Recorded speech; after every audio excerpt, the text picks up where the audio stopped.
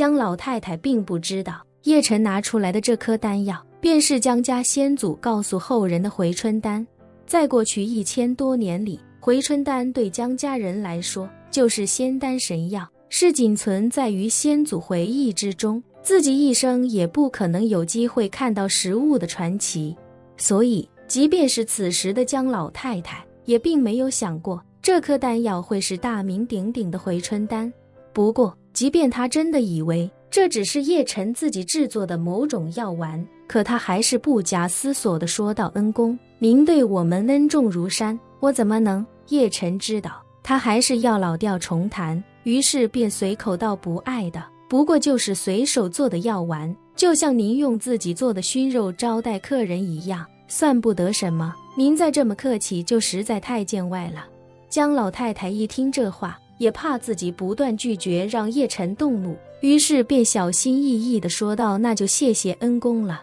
言罢，他从叶晨手中将回春丹接了过去。叶晨叮嘱到姜奶奶，不妨直接吃下去试试看。姜老太太轻轻点了点头，这才将那回春丹放入口中。原本姜老太太还想着吃下之后就赶紧用水帮忙吞咽，可没想到丹药刚入口便化成了一股别样的药力，快速遍及全身。来不及震惊，她便感觉自己好像整个人都如沐春风一般，浑身上下都仿佛在快速发生着某种变化，让她感觉到了一种前所未有的舒适感。她看不见的是，她那已经全白的头发顷刻间已经黑了大半，脸上的皱纹也减轻不少，整个人年轻了许多。不过这时候姜老太太通过自身的感觉，也已经意识到这丹药非常神奇，绝非凡品，于是难掩震惊地问叶晨：恩公，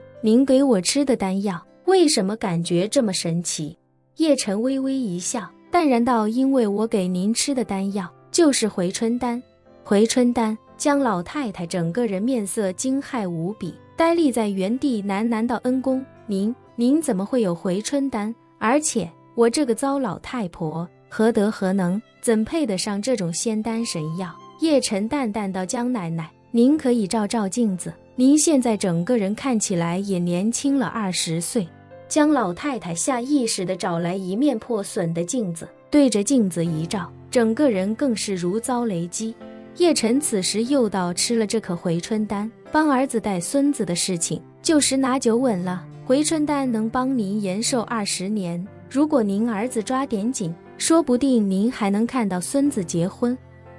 这姜老太太又喜又急，一直原地踱步，口中喃喃道：我何德何能，何德何能啊！叶晨微笑道：姜奶奶，现在已经没必要再纠结这些了，眼下的问题是您忽然年轻了这么多，如果还住在这里，周围邻里一定会非常惊讶的，万一传出去，说不定会给您带来麻烦。所以依我之见，您今晚就收拾一下跟我们走，我们会把您送到蜀都，帮您和您儿子安顿下来。您本身也没什么亲戚朋友，到了蜀都便等于是一切重新开始，您的儿子也可以在那里经营自己的事业，寻找自己的爱情，您也可以安心与他一起生活，甚至也有精力和体力为他帮忙打下手，有百益而无一害。叶晨的这番话彻底触动了姜老太太，她不知觉间已经泪流满面。由于身体一下子年轻许多，她忽然在叶晨面前跪下，重重地磕了一个头，口中虔诚道：感谢恩公大恩大德，老太婆永生不忘。叶晨将她搀扶起来，玩笑道：姜奶奶不必谢我，我的回春丹您已经吃了，您这凤骨藤的手镯我可就不还您了。姜老太太连忙摆手道：那手镯本就是我送给恩公的，您就是不给我这颗回春丹，我也万万不能再让您还回来。叶晨笑道：那就最好不过了，我看时间也差不多了，你赶紧开始收拾吧。说着叶晨又嘱咐一句：您最好只带必须要带的东西，吃穿用度就不必带着了，车装不了这么多东西，而且我也已经让人在蜀都配齐了。姜老太太连连点头，认真道：我只把先人的牌位还有这3幅画带着。说罢便立刻开始收拾。因为牌位和画作都是江家先祖和其他祖辈的，对江家意义重大，所以叶晨便没有插手。江老太太将所有的牌位都小心地收起来，放进自己的包裹里，然后便将那3幅画一一收起，放入画轴。不过只将其中2幅画放入了包裹之中，而江家先祖画的那幅孟长生的画像，他并没有收进去，而是将其双手呈至叶晨面前，认真道：恩公，您是有大神通的人，倘若孟老祖真的寻到了长生之道，将来您和他或许还有机会见面，这幅孟老祖的画像便赠与您吧。叶晨微微一惊，不假思索地婉拒道：江奶奶，这是您先祖留下的传家之宝，我怎能将其拿走呢？您还是好好收着吧。江老太太却忽然双膝跪地，双手捧着画轴，无比坚持地说道：恩公，老太婆今日带着幺儿跟您离开这里，在我心里，我便已经为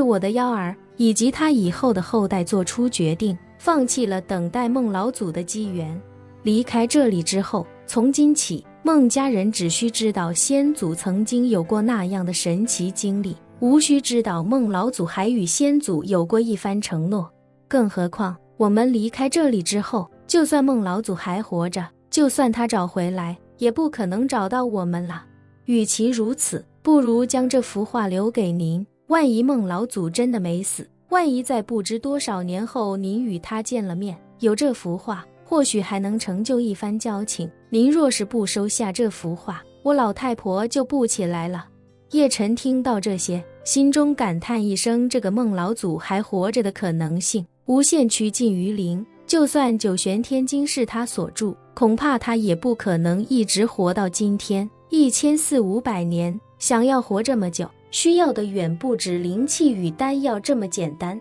不过叶晨见老太太坚持，便也不再多说，双手将画轴接过，郑重道：既然这样，那这幅画晚辈就收下了，您放心，晚辈一定会好好保管，您快快请起吧。江老太太终于松了口气，这才站起身来。此时门外传来江老太太幺儿的声音：也，这位贵客，你咋在门外站着？我刚猎了2只野鸡，又肥又胖，这就宰了它俩，给您2位辣炒了吃。本期视频结束，欢迎订阅我的频道，这样就不会错过精彩内容。